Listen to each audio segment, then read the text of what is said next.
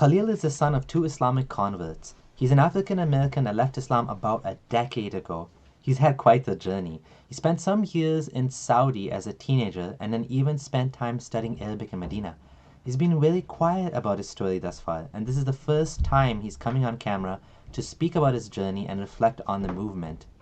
His story is really interesting and he shares some apt reflections on Islam. Please join me in welcoming him. Hi, everyone. Today I'm joined by a friend of mine who goes by the name of Khalil. I've known Khalil probably for over a year now online. We've been buddies, we've talked a lot, and I think Khalil has a very interesting story. He's doing something he's never done before, which is he's coming on camera and talking about his story and what happened, how he ended up where he is today on the side of the heathens, the disbelievers, ex-Muslims. Now, Khalil, how's it going? We're in the middle of, right now, a bit of a crisis all over the world. Yeah. I guess the good part about the crisis is that it gives us a little bit more time to do things like this, which is useful. So Yeah. You got to find the bright side of everything, I guess. Definitely. So you're in America. You were you born in America and grew up in America? I guess you've been there your whole life, pretty much.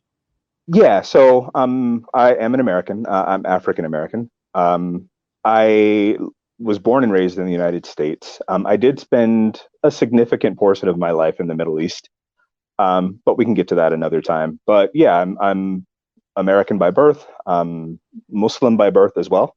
So, my parents converted to Islam before I was born and they had their own journey. So in a lot of ways, both parents, mom and dad both are converts. Yeah, both of my parents converted to Islam before I was born. So, Islam. In the 80s, before the 80s, when did they convert approximately? Yeah, that's a good question. So my mother actually, and it's two different stories, so it might help if I told them both separately. My mother converted to Islam initially through the Nation of Islam, which many people may have heard of.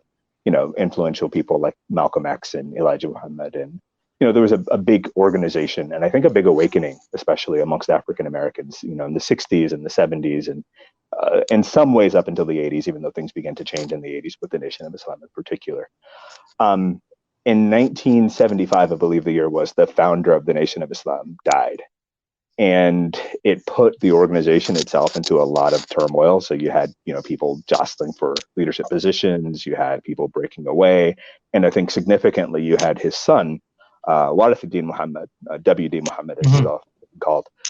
He led a group of people into more mainstream Sunni Islam. And through that process as well, not necessarily directly through his leadership, but my mother and many of the people that I grew up around and many of the people that I know, they were introduced to various strands of Sunni Islam through that process. So I remember being really young, and some of the masjids that we would go to originally in my city were actually formerly Nation of Islam temples that were converted into. They converted them into masjids. Yeah, they converted them into a masjid, and that's pretty common. That's happened quite a lot. And I think, I grew up on the East Coast of the United States, and throughout that entire process, there was more and more exposure to Islam, right? So I remember some of my earliest memories are actually with family friends that were Pakistani, for example. So I remember Eid and eating biryani and those kinds of things. And it was normal because it's all I knew. There were also really heavy influences from Arabs. So, for example, lots of students that came from Saudi Arabia.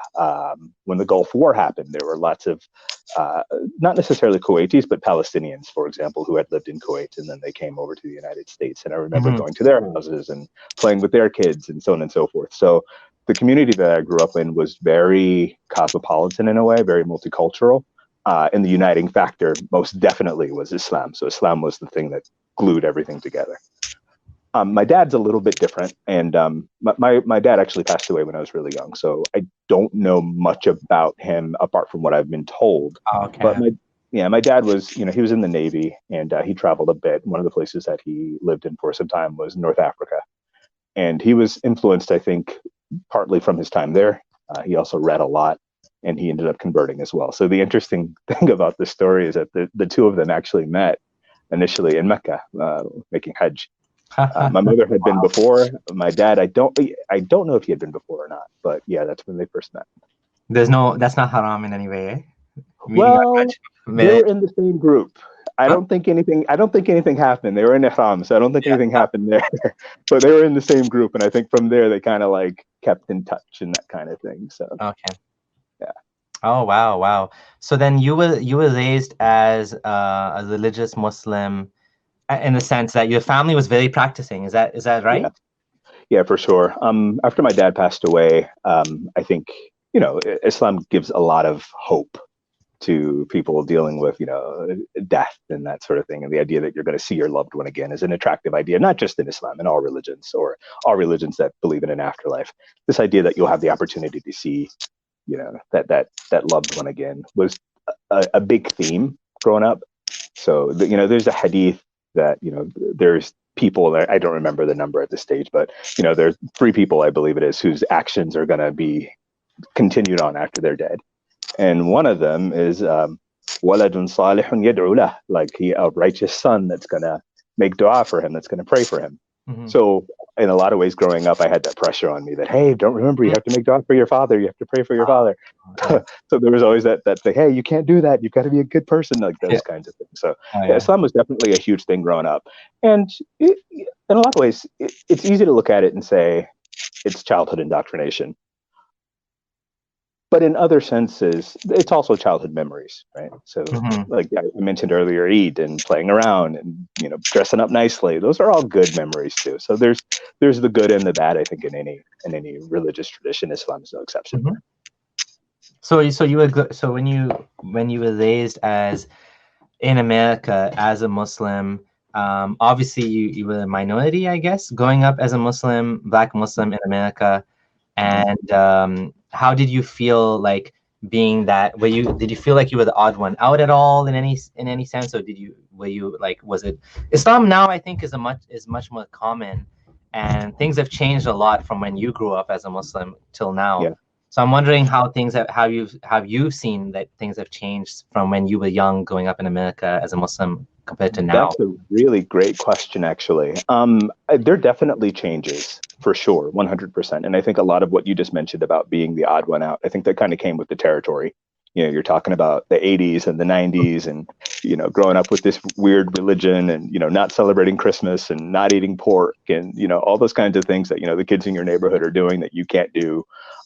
It definitely makes you a different, even just my name, having Yeah, an Arabic name and having this yeah, name that is not like Tim or yeah, Corey or something like that. So those things make you stand out, and you're different.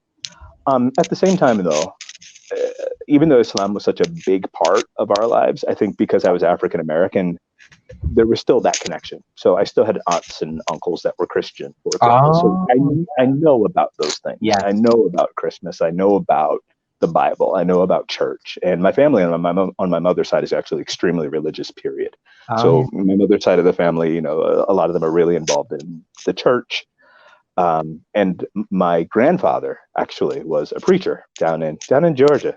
Oh, wow. So yeah, so Islam was a transition for my family, my mother specifically, out of Christianity. Um, but it still had a certain flavor to it that wasn't exactly what I found later in life when I went and lived in the Middle East. So And going through so that transition. Mhm.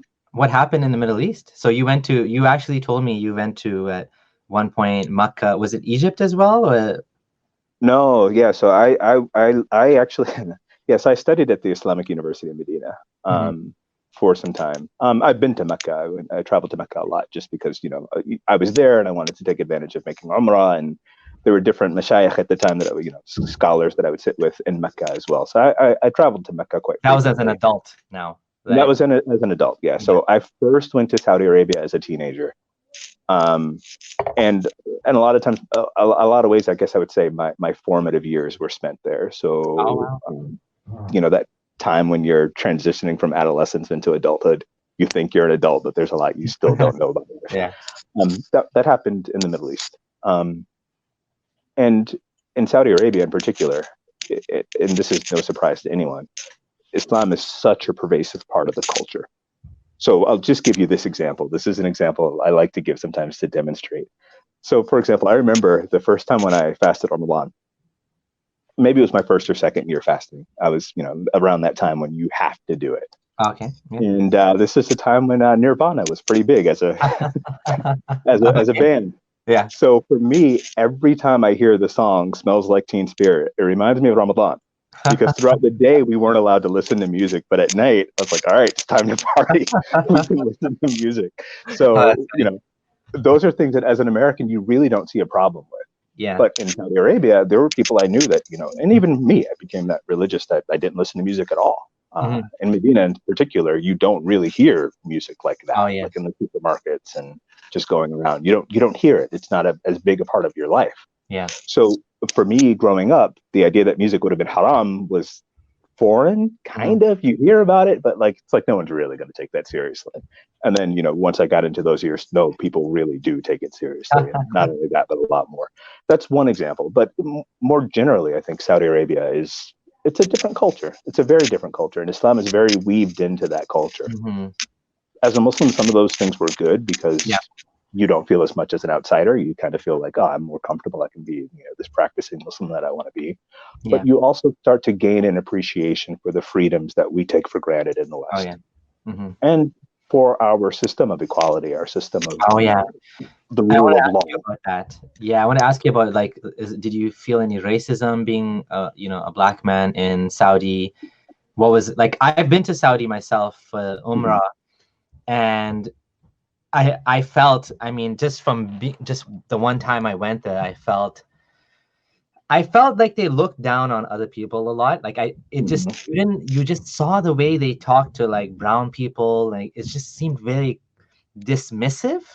I mean, Mhm. it was weird. As like I said, coming from Canada, like, nobody acts like that towards another like race or culture, whatever. It's just everyone's the same, right? I mean, some people are assholes here too, no doubt. But over there, Exactly. it seemed like it was like part of the system It's there. part of it. Yeah, it's the way.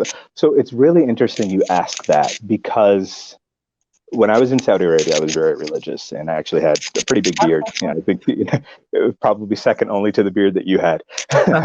And I would usually dress in, the Saudi garb, especially Yeah, because I was a student. It's impossible to think of a student in yeah, Medina walking around just in like jeans and a yeah, t-shirt or something yeah, like that. You're yeah, wearing a thobe, you have your Saudi shamal and all that stuff, and that's what I yeah, wore on a regular basis. yeah, So, and I personally, and because I'm not the darkest African American, yeah.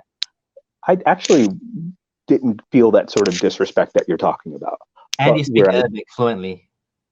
I can, I could speak Arabic Yeah, fluently. I'm sure that my accent would probably give me away because I'm sure I have an American accent when I speak it. But yeah, people recognize me more as a mutawa, like, this yeah, yeah, religious yeah. guy, The religious police. than exactly than anyone else. But the thing that really did get me, so I grew up in the South, and one of the probably the more impactful things that I remember about my childhood is a field trip that we took in third grade. We went to a slave plantation, and we saw where they kept the slaves. We saw the things that they used to torture the slaves. In We Saudi. know in America. Oh, okay, in So, America. Yeah, yeah, yeah. Okay. I yeah. was thinking that's weird. Like what? No, no, no, Saudi no. wouldn't So show we'll that. come full circle with this story in a minute. But yeah, I saw slavery. And obviously, growing up and, having parents that were in Nation of Islam and being African American, you had this Yes. idea of slavery and what it was all about and how they were literally not treated like humans. But to your point, because no one really is that extreme anymore, I didn't really process how it worked. Like, Oh, I didn't know how you could treat another human being that way. I understood it, but it yeah. didn't really click. It was like book knowledge, right? Exactly. Not Yeah, only book knowledge, but something that you just can't really, like Nazism, right? You yeah, don't understand how they yeah, gassed 6 million Jews. yeah. You can't comprehend. It's like Crazy. what? But when I went to Saudi Arabia and I saw the way that they treated the South Asian workers there, Yeah, the complete lack of dignity, the lack of respect. Literally, I've heard them call people what a like boy, yeah. a grown man, Oh, yeah, probably older than you, calling you a yeah, boy. And I'm like, oh wow, that's it. Like this is it. This is the yeah. thing. So this idea of inequality, you see it there. The thing that really got me was the way that it was geared towards the people that came to serve them, the Mm, South Asians specifically, and by extension, folks from Philippines and that sort of thing. So it was unsettling, and mhm. you do see it as well. Even in Mecca, you see, for example, you see beggars on the side of the streets. You see these folks that appear to be of African descent, dark Yeah, skinned. I remember once I saw an old lady that was just like eating out of a trash can. Wow. Yeah. And this is in Mecca too, right? So like if you have this idea that Mecca is this great holy city where things are good, and you get there and it's not. I mean, it has significant issues. Yeah. Yeah, I think, isn't that something that many Muslims have? Like, many Muslims have this sort of like sanctified, sanitized, impression of Mecca.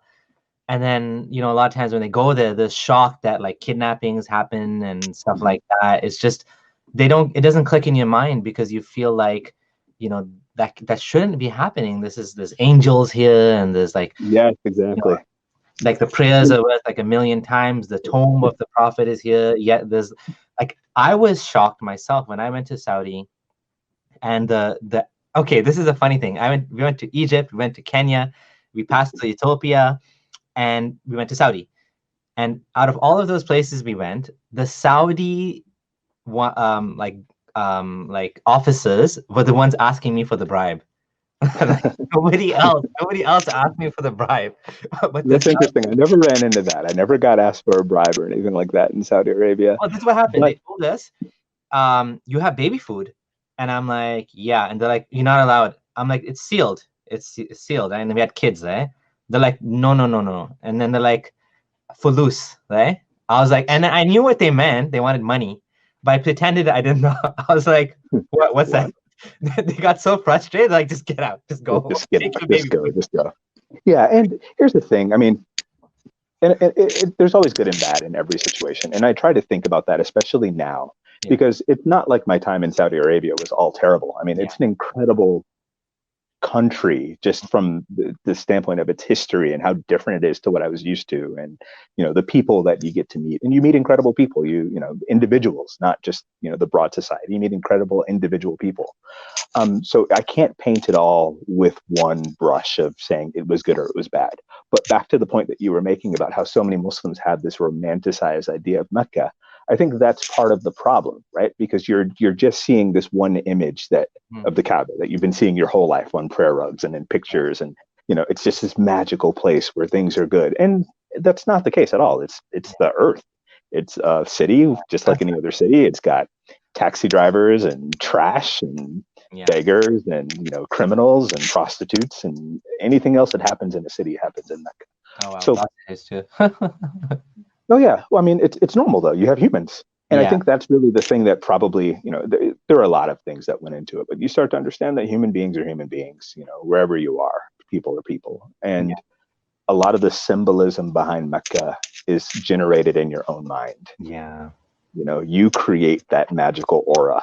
And I was having a conversation with a friend of mine online about this very topic, because it's true. If you're a believing Muslim and you go to Mecca or you go to Medina and you're praying there, you're feeling like this Iman high, right?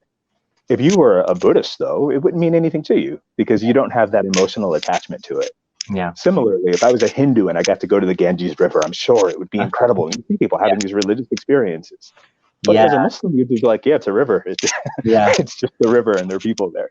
So there's a lot, there's a lot about religious symbolism, I think, that's more ingrained in the human psyche than anything that actually happens. Because if you look at the Kaaba, for example, no one can disagree that it's a box.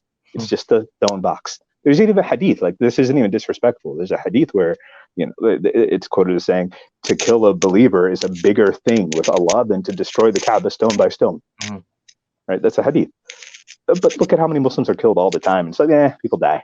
But if someone were to destroy the Kaaba stone by stone, my God, like imagine the war that we would be in trouble for. And that's because we attach so much importance to these symbols, these things. Yep, it's human nature, right? And the same kind of projection, I guess, applies towards the original Sahabi and the companions, and again, you have the common Muslim that has a very sanitized, romanticized version of history where they believe, the companions did no wrong, could do no wrong, and then sometimes when you read the books, you start to see a totally different picture than what most common, and some common Muslims will even deny some of the things because they just never heard them, right? Yeah, so I think you raise a really good point there, because I think for your average Muslim, Islam just means good, right? So obviously, if there's a Sahabi, a companion of the Prophet, they were just good, right? And to them as well, kufr just means bad. So disbelief is just bad. So they're going to say, well, the Muslims were the good guys, the kuffar were the bad guys. And it's almost a simplistic 7-year-old, like Rambo understanding of the world, where you have the good guys on one side and the bad guys on the other side. And to your point, when you read, even amongst themselves, there was a lot of drama going on. There were a lot of problems happening. And you start to understand that they were people. Yeah, they were people just like us. And this, this is a discussion that would probably get you into some trouble in certain circles, to say that the companions were just people, but you can't read about them and not see it. You can't read about them and not see that they had problems just like you do. They were dealing with the situation in a certain social context that doesn't really exist anymore. So it doesn't really make sense. And I think that's where Muslims often run into problems, because we're looking backwards to the 7th century of this backwater corner of Arabia, of all places, for solutions to the modern world. And it's like, oh my God, no. And the irony here is that so many things that we, for example, take for granted, like equality, feminism, I'm sure you've heard people say things like, oh, Islam gave women rights. It's like, come on, man.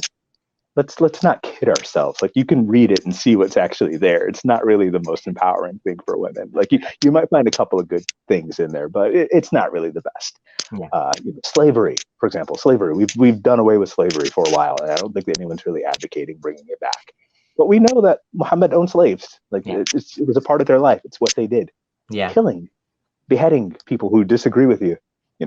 Any Muslim today would look at ISIS, for example, and say, oh no, this isn't Islam.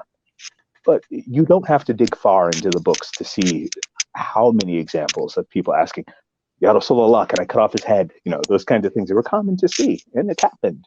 So for me, at least, I remember reading this. Someone had written this, and he said, I had to make a decision. And I realized that I had my own morals and my own values, and Muhammad had his own as well. And we didn't always line up. So at the places where we lined up, I could agree. And the places where we don't line up, I'm free enough to say, yeah, I just don't agree. I don't need to defend it. Like, there's so many things I don't need to defend. And that's freeing, I think, for you as a person. And it helps you see things more clearly in terms of just dealing with humans and human nature. Absolutely. Before we jump on another topic, what do you think of the wall?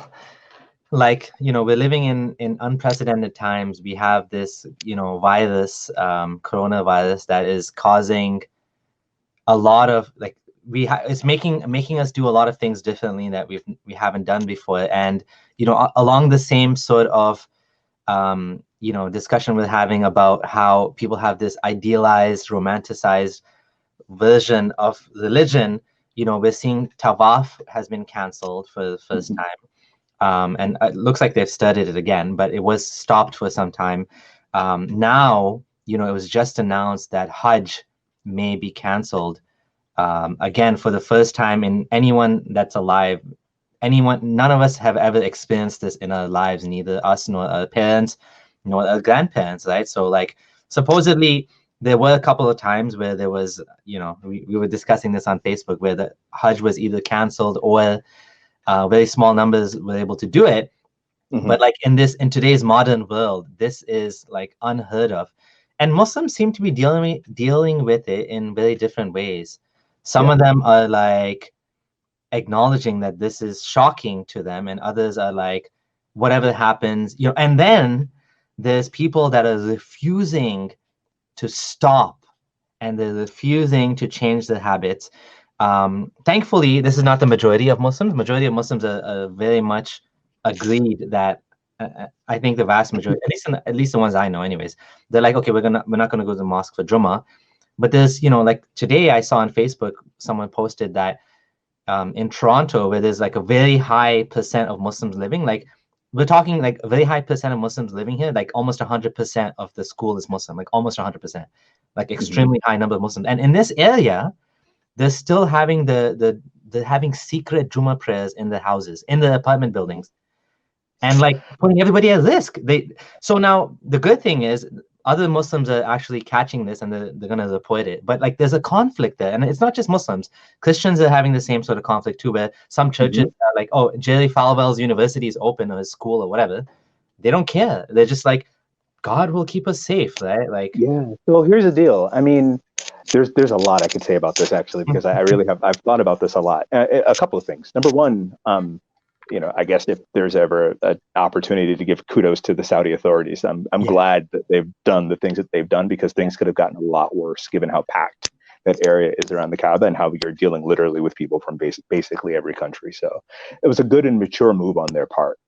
But I think more broadly than that, it speaks to just the nature of religion's way of taking you out of current problems and having you live in this sort of fantasy world. Because in the real world, we're dealing with the coronavirus and it's a problem. And if you're around someone that's contagious, you're probably going to get it because of how contagious it is. In the religious world, though, potentially not for everyone, but in the religious world, for some, Allah will protect you. You know, in Iran, I saw, you've probably seen these videos of these guys like licking the shrine and saying, "Oh, we're gonna be fine." yeah, No, you're not. You're gonna die, like just like anyone else that catches the virus, yeah, right? So, but a problem is that, for example, if you read through the Quran, there are many examples of miraculous things happening, of things that people will read about and say, like, well, if you just put your trust in Allah and you believe, then you're going to be okay. That's a message that's reinforced. yeah. And there's So even like examples like Khalid bin Walid said Bismillah and drank. I mean, this is a famous story that all Muslims tell each other about Khalid bin Walid, the warrior, the sword of Allah. He said Bismillah and he drank the poison and he didn't die. Of yeah, like what yeah, you're saying, so, right? I mean, to that point, and I think because you have to understand that in that context, in the religious context, there probably weren't a lot of cures. So anything that you could yeah, give people to yeah, ease anxiety was good, and we know that this works. The placebo effect works. So I mean, I don't know about you, but like my one of the things that I remember a lot about my childhood was the taste of black seed oil mhm. and those kinds of things, right? Because they just believe that there's a cure in it. Mhm. And yeah, sure, if you have like a headache and you take some black seed oil, then after a while the headache goes away. See, there's a cure. When Yeah, you're dealing with a viral infection, though, it's not going to work. yeah, It's not a proven cure. Like, I know your book says it's a cure, but it's just not. yeah, So when you have these people that are living in this kind of alternate reality and they're taking everything that they know from the book, it ends up impacting, I think, their identity as well. So now my identity is tied to this. And you talked about how shocking it has been for some people to have seen the Kaaba empty. Like, for yeah, some people, that's an apocalyptic sight, yeah, because their minds can't handle it. So what do? Do you go and say, "Hey guys, we're just dealing with a real world problem. This is a real world solution," or do you believe in the book and say, "No, we have to do this. We have to do it"? And that's really where that fanaticism comes in. Interestingly enough, you said that was one of the first times in living memory. I'm yeah. sure you've heard about the Juhayman incident in Saudi Arabia as Oh well. yeah, yeah. The Mahdi. Yeah, Yeah, yeah, yeah, yeah. But it goes to show you this fanaticism and what can happen when people just put this blind belief in something. Because here's the thing: it's easy to look at those guys now yeah. and say, So like, "Oh, basically, well, they were." what happened is just because probably people don't know what we're talking about. Mhm. This was when this man claimed to be the Mahdi, not the Messiah, what's how do the you the translate? rightly guided one, or yeah, the Yeah, guided one, I guess, like the someone that one that comes it's a at the end of prophecy. time, right? Yeah, Yeah. And he yeah, took away the Kaaba. He snuck weapons in, and what happened? He killed a bunch of people, and yeah. There were a lot of people that died. So this is not that long ago either. This is 1979, and even when I lived in Saudi Arabia, and even outside of Saudi Arabia, you would talk to people that whisper about it, like, "Yeah, I remember when that happened, and this is what it was like for me." But yeah, basically there was a guy, and the thing is, it was following sources that were essentially authentic. So there are, a hadith, there's statements of the Prophet Muhammad where he says things like, "Oh, the Mahdi is going to come and he's going to have my name, and his dad is going to have my dad's name, and he's going to bring the earth back to justice," and all this kinds of stuff, right? So again, this idea of huge social change. So Saudi Arabia, in a lot of ways, Arabia in general, I think, was basically a time capsule for a very long time, where things didn't change a lot in terms of people's way of life it's a and time their belief capsule. systems. That's It is. amazing. And then suddenly they're jolted into the modern world. Yeah. I remember I had a teacher in Saudi Arabia. He said, he was talking about his mom or some person in their family. She would only watch TV with hijab on because she was worried that the people on the other side of the TV would see her. Oh wow. Right. So Yeah. it was a strange thing. They're also like not like there are stories about people in Riyadh, for example, that didn't ride bicycles when they first came out because Mhm. they weren't sure. They thought maybe it was the devil's invention. So you've got these people that were in a really different type of society. Suddenly they're jolted into the modern world. And there's a lot of money coming in. There's a lot of modernity coming in. And they have a book saying, hey, when this happens, be prepared for the end of time and start looking for this Mahdi guy. So for us, we can look at it now and say, oh, yeah, they were just a bunch of fanatics. It was crazy. But there were actually a lot of religious students that were a part of that movement.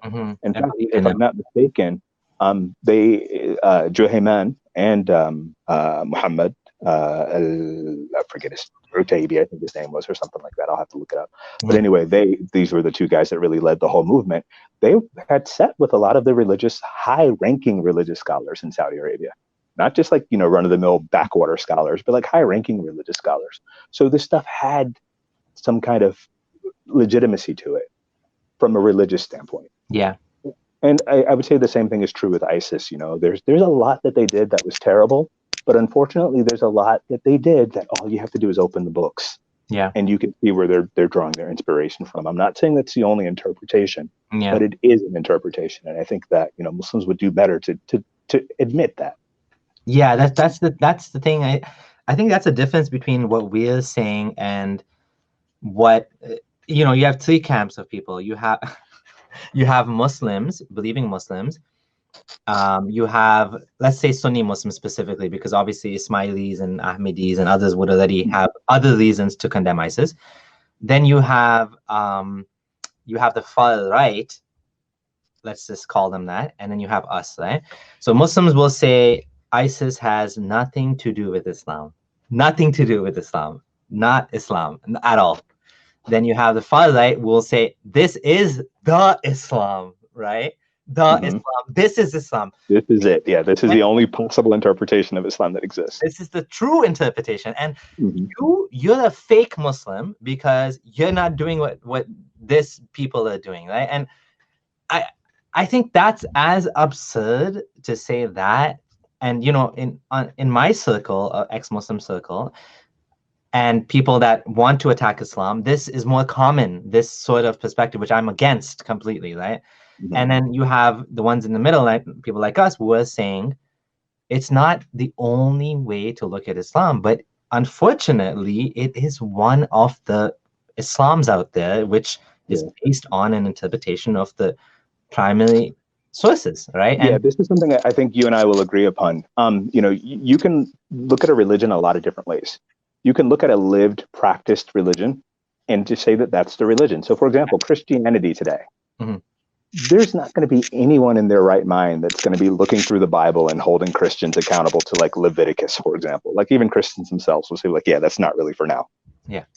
But even, more different things. I mean, you'll find Christians, for example, that are in support of gay marriage, and they'll say, well, Jesus never really spoke about it. And you'll also find Christians that say, pardon me to any of my homosexual friends, but, God hates the F word. Right. Yeah. You'll see both extremes. And it's easy for us to understand that, it's not that one thing is completely alien to Christian ideology and the other thing is true Christianity. It's that it's an idea, and ideas spread and they evolve and they have different contexts. And this is another thing, if we bring it back to just my journey with Islam, seeing that there are so many different Islams. So, you're traveling throughout the Middle East, for example, even if you just stay in Arabia, in Saudi Arabia, you have this what we call commonly the Wahhabi ideology, but that wasn't always the prominent ideology. For example, in Hijaz, where Mecca and Medina are on the western side of the country, they tended to be a little bit more liberal. For sure. Up until for example, anyone can Google these images. If you look at Medina, where the Baqiyah cemetery is, which is the famous cemetery in Medina where the companions are buried and stuff, for a long time there were these gigantic mausoleums built. They look like the Taj Mahal almost, like these beautiful buildings built, because that interpretation of Islam didn't see a problem with, for example, visiting graves and so on and so forth. The Wahhabis came along though, and they had their own proofs in their hadith that say, like, don't pray towards the grave, or don't have any glorified grave structure and let you destroy it. It's a hadith. So they have their interpretation. They come and knock the stuff down. Yeah. And then if you go over east to Oman, you have Ibadi people, and they're like another little sect that do their own thing and have their own interpretations. Obviously, in the eastern side of Saudi Arabia today, even you have a huge Shi'i population that follow, Shi'i Islam. In Yemen, you have, I believe, some Ismaili populations there and some Zaydi populations there. So this idea that Islam has ever been one thing is just absolute ridiculousness. It doesn't bear any resemblance to reality. So for you to go back in a book and say, but see, it says that here. It's like, you think that people haven't been reading these books for 1400 years? It's an idea. It's going to evolve with different places. It's going to change. Yeah. It's going to be as extreme, really. And you can really find it today. I found Muslims that I agree with on basically every point, except for like minor things about like the existence of God and the creation of the universe and how that could have been possible without a first cause, like really abstract stuff, right? But apart from that, they're completely liberal. And then you've got, on the other end of the spectrum, you got your Salafis that are, dressed in black and for their women, and men have beards. So I guess what I'm saying is that like anything, there's plurality of practice and plurality of belief. And it's a mistake to think that it's all one thing. And if you're going to approach it that way, you're going to fail because you're not dealing with what the reality actually is. Mm-hmm. Well said. Well said. So, so in Saudi, you had this. We were just discussing. We had this guy that came and took away the Kaaba, and said he was a Mahdi. And like you said, there actually was a religious text that caused people to actually believe in him. But of course, he was killed by the government, I guess, right? Yeah, thanks for bringing me back to that. Actually, I got on a little tangent. We kind of got off of that. But I was mentioning that just to say, I remember when I first learned about that, I was shocked. Because even for me, I was thinking, wait, how would Allah allow the Kaaba just to be like hijacked like this and have all these people killed? And what's going on here? How did this happen? So I actually became really intrigued by the story.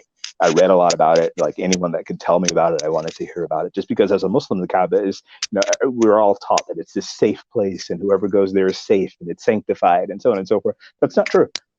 There have been many examples in history where, invasions occurred and pilgrims were massacred, bodies were thrown into Zamzam well, and there were different outbreaks of different sorts of diseases. Even now in Hajj, there are outbreaks of what do you call it? Stampede, right? huh? Yeah, that was a scare a while ago. There were stampedes a while ago. There were fires. So this idea that it's this great peaceful place is, it's just not true. Like it doesn't bear any resemblance to what truly goes on. And then there was locusts that came to, which there was which is kind of like from the perspective of it's a punishment. Locusts are used as a punishment, which is kind of funny. What I really liked about that incident, not that I like punishments or anything, but it coincided with Rahaf al-Qanun. Remember that girl? I believe her name was. When she had first escaped from Saudi Arabia. So I was thinking, I was like, man, maybe the locusts are a punishment for the way you guys are dealing with this. Not that I really believe that, but there's this tendency amongst Muslims oftentimes to look at natural phenomena and to say, oh, well, this is a punishment. Or this is happening because of that. And I think that's human nature. We're always looking for cause and effect as a species. And in a lot of ways, for me now, today, I believe that that's how religions truly it evolved, because religions didn't just start. And regardless of what your religion is. So, for example, if you're a Muslim, you know that your religion borrowed heavily from Christianity, which in turn borrowed heavily from Judaism, which in turn was heavily influenced by ideas of Zoroastrianism and the different Greek philosophies that were going on, Babylonian influences. So no idea just kind of comes out of nothing. They grow, they evolve, they change, they move into different regions and they evolve even further. So it's common for people to look for this kind of cause and effect thing. And we're hearing it now with the coronavirus. The coronavirus was caused because of Muslims in China being oppressed. But then when it's Hajj, it's like, oh, shoot, what do we say now? And to me, the easier approach is to say there's no supernatural element going on. Mm-hmm. Science doesn't really care about what you believe or don't believe. You just have to observe what's truly going on. And what's going on is that the Muslim will get sick just as easily as the non-Muslim. It's going to spread to countries that don't take the precaution seriously. It'll do better in countries that do take it seriously. And that's just scientific.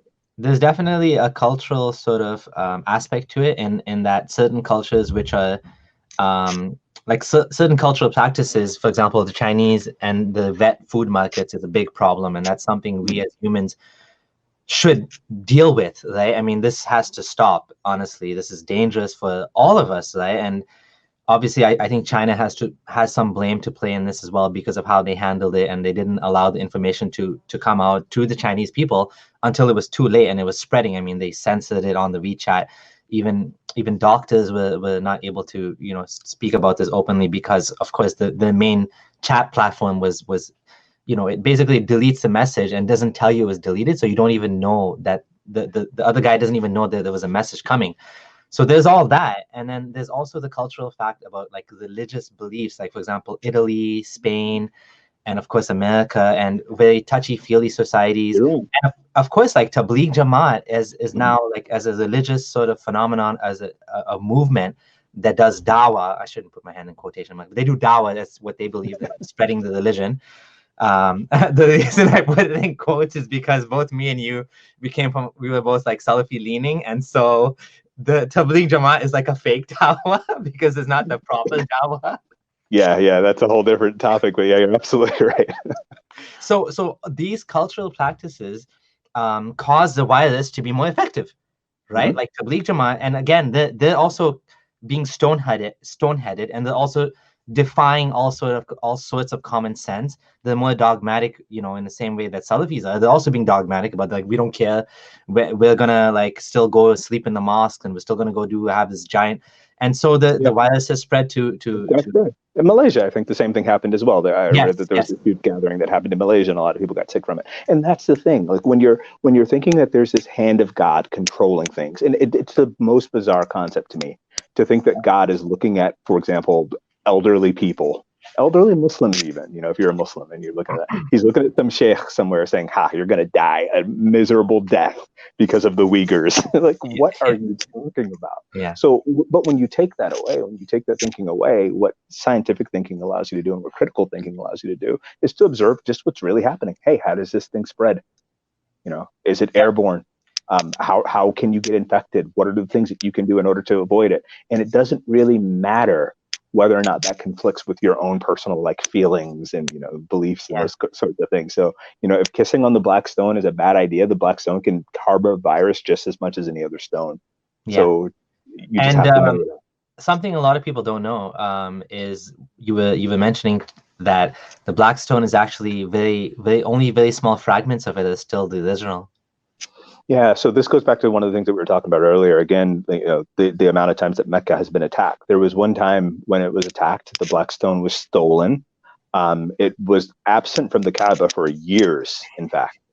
And they said that when they brought it back, they just basically threw the bag and threw it back, and it shattered.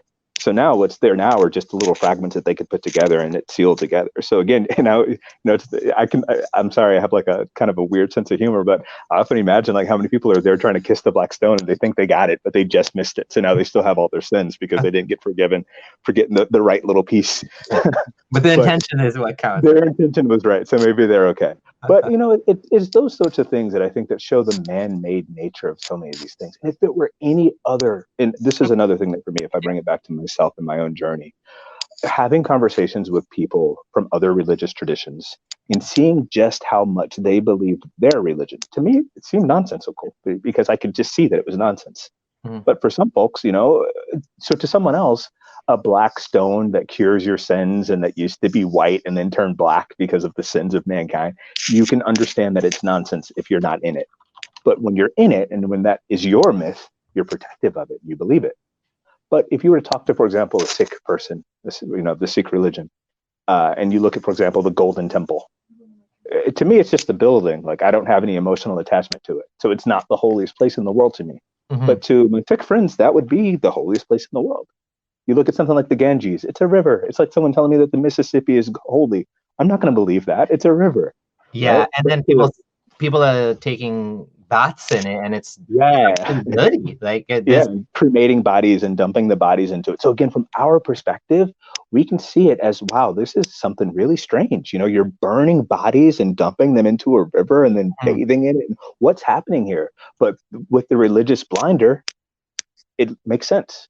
So, what I would challenge my Muslim friends to do is to think about, the things in our religion or in, our former religion that just don't really make a lot of sense. Like, you're going to spend all this money to go to Arabia to throw stones at a pillar. What is happening here? What are you doing? And then you're going to kill a sheep or have one killed for you. Why are we killing animals like this? Why are we doing this? What is happening? Yeah, absolutely.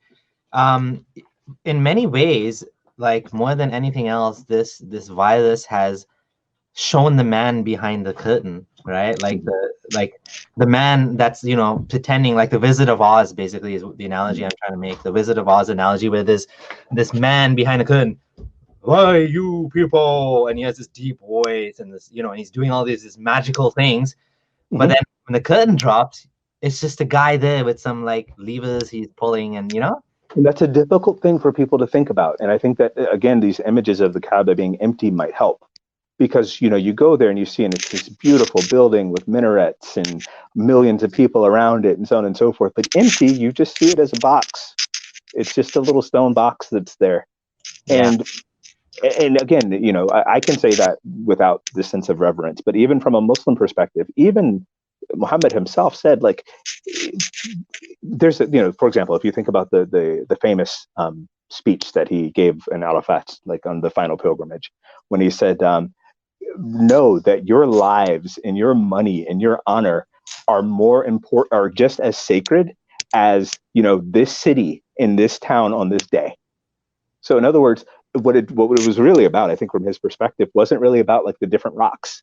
You know, and for me, even personally, I had this thought even when I was a Muslim. You know, this is one of the benefits of being a Wahhabi. They get a lot of slack for like destroying a lot of the holy sites. But I remember I was talking to one of my sheikhs about this, and he was mentioning. He said, "Listen, think about it." He said, "The Kaaba is made out of stones. It's just stones, and then the jamarat, the things that we throw the rocks at, those are just made out of stones too. So why do we venerate this stone and then stone that stone? What's the difference?"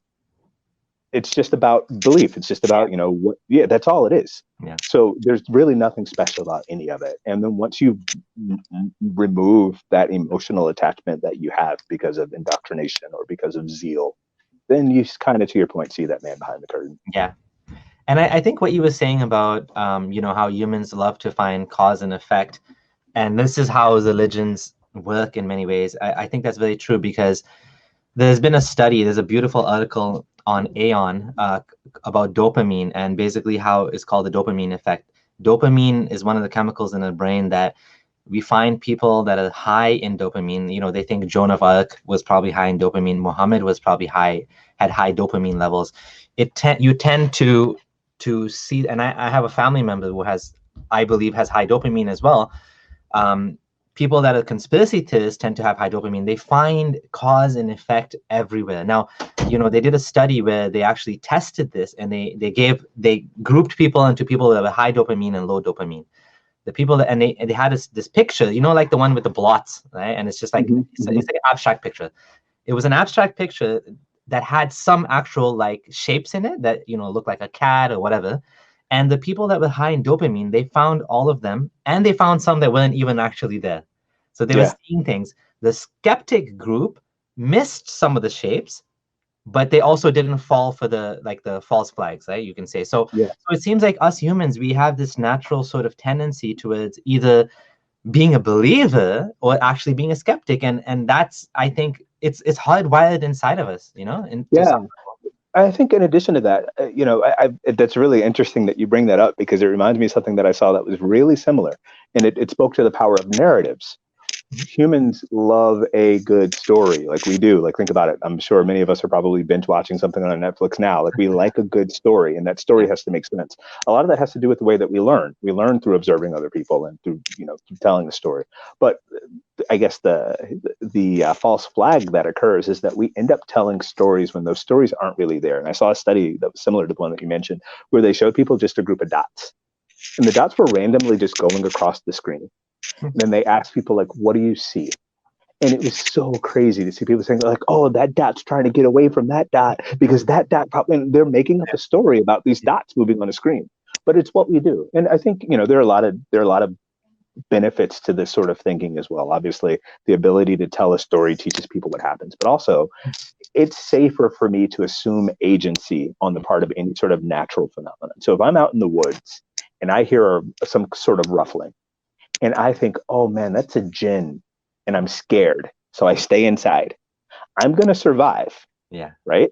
But not because I believed that it was a jinn, but because if it were something that could actually attack me or kill me, that fear works. It's like your kids. I'm sure your kids, did your kids ever go through this thing where they believed in like monsters and stuff? Yeah. Yeah. I'm still scared of the dark. Well, it's a common thing, right? So you're like, it's common because think about it from a child's perspective. This monster, it doesn't matter if it's there or not, but if you have a child that's naturally afraid of like shadows moving in the dark or like furry objects, Yeah, that child is going to survive and stay yeah, put and stay next to their parent and not yeah. wander off. So Mhm. for me, I see evolution in everything. I see evolution in ideas. I see evolution in nature. I see evolution in human progress. And I think that things that evolve survive, and that's what you're left with. And you can almost reverse engineer how they got there. And I think you can do the same thing with religion. You can see how it got there if you're willing to kind of detach yourself from it and study it more objectively. I think the idea of natural selection is such a powerful idea. It's a meta idea. It's an idea about how ideas and how, like we became the way we are. And the more I learn about, quirks of human nature, the more I'm amazed by the evolutionary explanation. I mean, I know evolutionary psychology is still a kind of young field compared to like some of the other, Yeah. evolutionary science there, but it's astounding. Like some of the examples that, I could just give one example. For example, postpartum depression, Yeah. which is a very strange thing if you're a believer. Actually, any suffering in the world, I mean, any It, suffering in the world is very strange if you're a believer, especially unnecessary suffering, because what would be the point of God inflicting unnecessary suffering on any creature if that's like the test is a test, as a test of life? Of course, there's going to be some suffering, but the mm-hmm. unnecessary suffering that has no real gain, for example, a deer that dies in a forest fire that was caused by lightning, like, Or a baby that dies 24 hours after being born, you know. yeah, there's so much suffering in our world. There's such a large quantity of it that it begs the question: is there really any God out there? And if he was, why did he allow this to happen? So postpartum depression is kind of a weird thing, where Mm-hmm. after a woman has a baby, for a small period of time she feels sad and sometimes even feels hostile to the child, and like she wants to harm the child. This is like a very real universal experience. Like Mm-hmm. it happens to everybody. It's not like crazy women. It's everybody. Yeah, it's a thing. Oh, absolutely. It's a thing. Yeah, and I was reading a book that actually explained that one of the reasons why we probably have this is because in our evolutionary past, there was times where we had to decide whether we wanted to actually keep this baby because of limited resources. So Mm-hmm. you have a family. There's no child. There's no way to child. There's no way to stop having a baby because there's no contraceptives. So you just keep having kids, and now you have a kid that you don't know what to do with because you don't have resources. So the human being that was that had this tendency, even a small one, and it became amplified through the selection process, would be more likely to survive, right? Not Yeah. having an extra child to care for, which sounds rough, right? But our history is rough, right? I mean, there That's was it. times where humanity was almost completely wiped out. I mean, genetic history shows that it was a small bottleneck, and all of us survived and reproduced from this small group, right? So it's such a Yeah. powerful idea, You know, yeah, you're absolutely right. And I think to me, that's really where I find the wonder in these sorts of things too, because to me, it really is incredible. And there's so many different topics that we could go on that really have their premise in evolution by natural selection, not just even life, but even ideas evolve, Me. societies evolve, things, that's the way the world works. And that to me is more wondrous than trying to explain things with some kind of God that is up there calling these bizarre shots that Yeah. really make no sense. And I think that's a topic that we could probably dive into quite a bit because with the religious mind, you're forced into things are a test, things are a punishment, or I just don't know and God knows best. Yeah. And, that might be fulfilling for some people, but, when you shift outside of that mindset, you're like, oh, well, hold on, wait a second. There's a way better way of explaining this whole thing that really does make a lot more sense. And that's more engaging. And most importantly, allows you to predict into the future what kinds of things could happen as well. You But know, with Islam, you can predict. Anytime there's a new discovery, it's always predicted that it was in the Quran. it was in the Quran. It was in the Quran. And I'm sure evolution. There are Muslims who say that evolution was in the Quran, and I guess that's the thing too. Like for me, if that works for you, like when I was a Muslim and I was going based on what was in the text, eventually it becomes unbelievable. And I'll admit, go through a stage where I was looking at other Muslims saying, hey, it's right here in the book. How come you're not believing this? And people would give me these fantastic explanations for things that just didn't satisfy me. So what I'm really arguing for and proposing isn't that we eliminate belief. It's that we allow people to believe what they actually believe.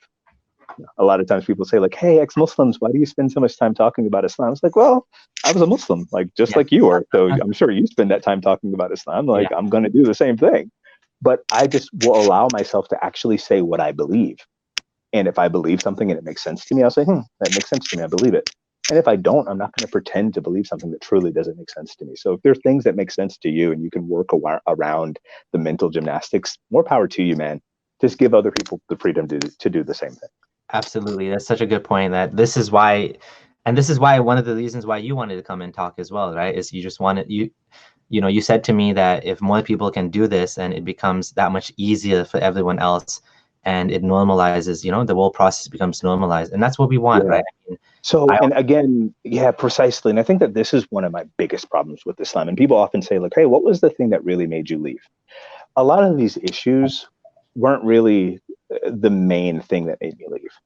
But once I realized that, hey, I don't really believe X, Y, and Z anymore, and that might be considered kufr, or I don't really find this explanation palatable anymore, and that might be considered kufr, or I don't believe that Muhammad acted ethically in this situation, and that might be considered kufr. At that point, you realize you don't really have a choice. You believe it or you don't. Like, you can't make yourself believe things that you don't really believe. Yeah. So what we're looking for is the freedom to be able to come out and just say, hey, guys, I don't really believe that. And the more of us do that, I can't imagine how many people are having these same thoughts. I mean, there's, like I was mentioning earlier about Arabia kind of being a time capsule for a long time. And in many ways, Islam was a time capsule. I remember a time not very long ago when the idea of evolution was obviously incompatible with religion, and there were imams, plenty of them, that would just say, yeah, evolution is not true. It's a lie. It's a Darwinian theory. It's not real. As the evidence for evolution grew, though, suddenly it's compatible with religion, and suddenly it's okay, and so on and so forth. There's so many different examples of that. I remember a time when the punishment for apostasy was death. There's a hadith that says it, and that's just what people believed. Now, though, oh no, it's not exactly that. It's treason. So even those ideas are evolving before our very eyes, because if they didn't, they would die. So. Yeah, that's exactly true. And so what was it that caused you to, I mean, we haven't talked about this, but what was it that caused you to kind of leave Islam, to see the man behind the curtain as just a man? Yeah, I mean, it's hard to say that there's one thing. There were a lot of things. And for me, I always wanted to learn more. And I believed it. So, and I think a lot of Muslims probably struggle with this as well, to say, if I don't understand something, the problem must be with me. And Islam, it has a strange relationship with questions, because on the one hand, it tells you, use your reason, think, ask a scholar if you don't know, like those kinds of things are kind of pushed. But at the same time, it's like, hey, you're asking too many questions. Just say, I believe, say, I hear and I obey. But again, you're like, but I still don't have the answer. I'm still struggling with this thing. So I think, there were a ton of issues. I mean, one of them was the overwhelming evidence for evolution by natural selection, and the really unimpressive mental gymnastics that I found many Muslims engaging in. And even today, you'll find two camps. You'll find Muslims who believe that, oh yeah, you can believe in evolution for all other creatures except for humans, because humans are a special creation by Allah. And that's kind of like saying, yeah, you can believe that all dogs evolved from wolf ancestors except for poodles. You have to believe that poodles were magically created by a fairy. It's like, wait, hold on. The same evidence that exists there exists here. So why are we doing also, there are a lot of ethical things, I think, and I won't go into a lot of detail, but, if you study the life of Muhammad, you'll find a lot of things that will make you question, in terms of the ways that he treated women, the ways that he treated his enemies, the ways that he treated critics. And those are things, just me, I don't personally agree with. So I'm not going to defend it if I don't agree with it. Aisha and her age, obviously. I remember a time when Aisha was actually 6 years old. Yeah. And then she was 9 years old when she consummated. That was the traditional approach. Yeah. And then now we're having people, oh no, she was 18. She was closer to 25. It's like, wow, where were you guys 30 years ago? Like, when did this happen? Yeah. So all these kinds of things that for a long time build up on you. But the thing that really did it, and I've shared this maybe once or twice, but never like this. There was one day I was driving in my car, and it was between Asr and Maghrib, so the afternoon prayer and the evening prayer. And there are some Muslims who believe that if you miss a single prayer without a valid excuse, it could be considered disbelief. So I'm sitting in my car and there's a traffic jam, and I'm back in America at this time, and the sun's just starting to go down, and I'm like, oh my God, I'm not going to make Asr prayer. I'm like, what do? I'm like, do I stop the car and get out? Do I just wait? I was like, this is on my mind. I'm not forgetting it, so I can't just say I forgot. I'm not asleep. This is me deliberately making a choice not to pray. And I'm like, whoa, that might be disbelief. And then I start looking around at all the different cars around me, and everyone around me is not a Muslim. And I realized that I was the only one in that traffic jam that was having that problem. Yeah. Like no one else cared that the sun was going down. It wasn't that big a deal for anyone else around. So I just started thinking to myself, like, wait a second.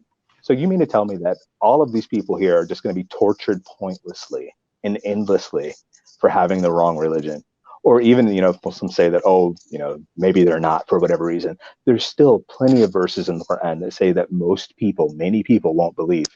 There's a verse where it says that hell will be filled with mankind and jinn altogether. There's another verse where he says, if I wanted to, I could. This is supposedly God speaking. If I wanted to, I could have guided everyone, but I decided instead that I'm going to fill hell with people. I'm like, what kind of God is this? What is happening here? So to me, like at that point, I was like, I don't believe that.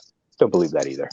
And at that point, like I just really let myself go into that place where I knew I was anyway.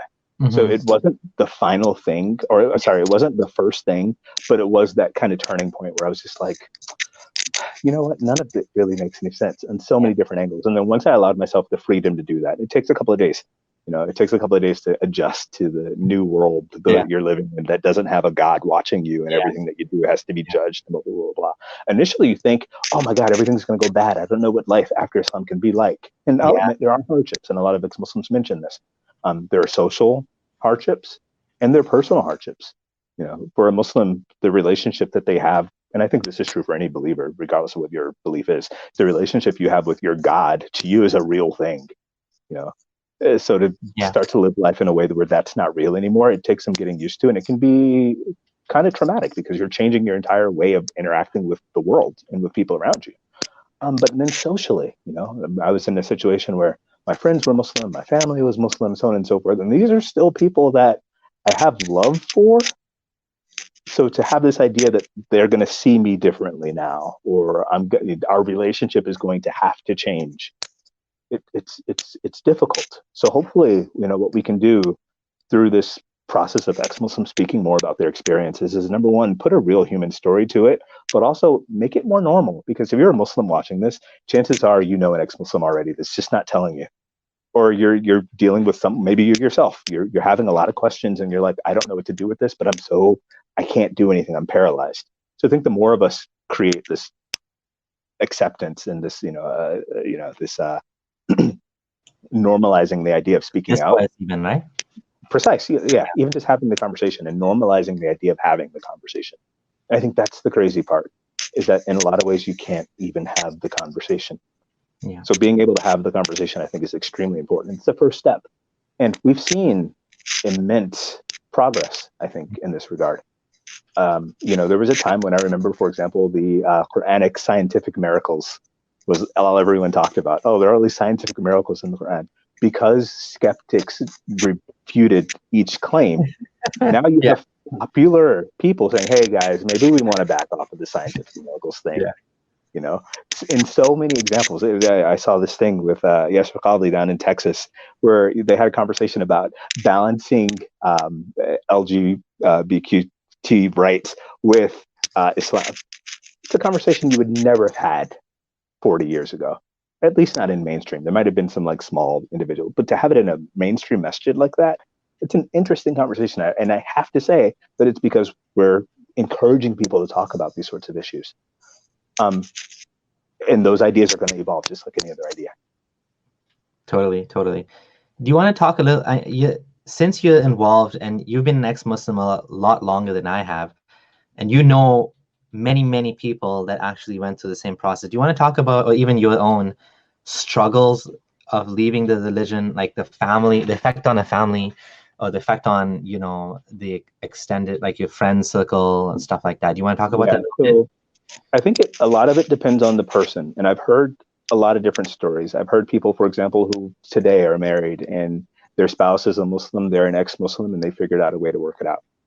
And I've heard the opposite extreme where the moment the person found out that they didn't believe in Islam, especially, for a married couple, they were like, well, that's it.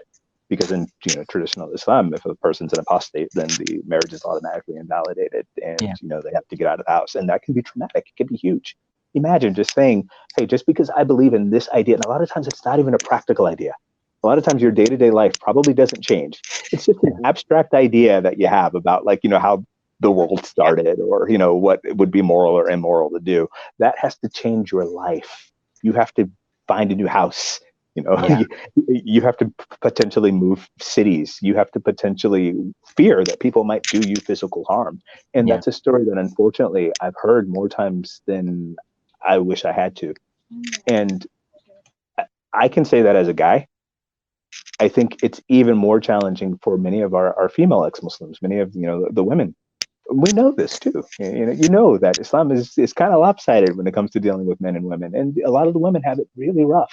So honestly, one of the things that even caused me to agree to talk like this publicly is just because of how, it's heartbreaking. How many times are you going to hear it? yeah, How many times are you going to hear about the girl that's terrified of telling her dad that she doesn't believe, or terrified about taking hijab off, and going to school, and if people find out, they're going to shame her, and it's real and it's yeah, happening. And unless we talk about it, then I was going to say the pundits, but I shouldn't say that because that's a Hindu term. I should just say the imams. The yeah, imams are going to continue to portray ex-Muslims as the evil ones, the terrible ones. I saw Yasser Khalil going in on you, I think, or at least inferring that it was you, talking about, oh, yeah, look at how arrogant these guys are, and you get a lot more slack about this kind of stuff than I do. But the more that we're vilified, the less people will see us as human beings, yeah, and there's huge danger in people not seeing you as a human being. Which is why I think humanism is truly the solution. But there's huge danger in people not seeing you as a human being. I mean, I don't even have to go into a lot of detail there, but even Islamic scriptures themselves allow for some really tough treatment of people accused of apostasy. hmm, Apostasy in, what is it, 17, I believe, Muslim countries today is still, a criminal offense. So far before we even get into conversations about the existence of God, or whether or not human beings were a specially created species, we have to have secularism. You have to have freedom of speech. You have to have the ability to say what's on your mind and engage in conversation. And I think that what you're doing, and hopefully what we're going to continue to do, is helping to move the ball in that direction. totally, totally. And one last question I have is, there's a meme that goes around that, you know, I mean, and it's kind of true in some ways that ex-Muslims are miserable. And the reason I say it's kind of true is because if you are actually kicked out of your family and you're 16, even worse, you're female, even worse, you have no practical skills in life because you were sequestered and treated like, future wife material. Even Mm-hmm. worse, and I'm talking about like an actual person that I've read her Mm-hmm. story online. Even worse, about to be put into an arranged marriage, all of these things. Like, of course, your life, like, it is true that life will be miserable when you have to Yeah. leave that, but eventually, things do improve and do get better. Can you talk about that a bit? Like, what is life like So after? one of the things that I find so curious is how a religion, and I won't even call it Islam, because if you start to criticize Islam, people might get defensive. So let's just say a religion. How a religion can say things like, you won't find people who are opposing our God and our messenger loving, or you won't find people who believe in our God and our messenger loving people who oppose our God and our messenger. It's so curious to me how any religion can say things like, you have to believe in our messenger and love him more than you love yourself or your kids or your family. How any religion can say, um, if you criticize us, then your blood is okay for us to spill. Any religion that might say that, right? And then can also say, hey, if you're married and your spouse, there's a verse in a certain religious book. I won't name the book because it might cause people to be defensive, but there's a verse that's certain in a certain religious book that says, as for believing women, don't let them go to their disbelieving husbands because they're not permissible for them. And they are not permissible for them. So neither one of the two can be with each other because one is a believer and the other is not. There's a book, a holy book out there that says that for you to take a slave who's a believing slave is better for you than to take someone that's not a part of our religion as a spouse. So it's mind-boggling to me how that same religion can snatch away your family, can degrade you as a person, can, to your point, put you out into a world that you really have been sheltered from and might not even know, and leave you on your own to figure that out. And then say, oh, look at you, you poor ex-Muslim, you're so depressed and so miserable. You should just come back. But the fact of the matter is, the more that we support one another, the more that we come together, the more that you realize that you're not alone. There are people that are like you. Life does get better. There are things that you have to learn. There are things that you have to do. There are adjustments that you have to make. Your entire mindset, even just the guilt, there's a certain religion that uses fear to manipulate people, the fear of hell, the fear of being punished in your grave, the fear of being rejected by your family and the people that are supposed to just naturally love you. It uses that stuff to manipulate behavior.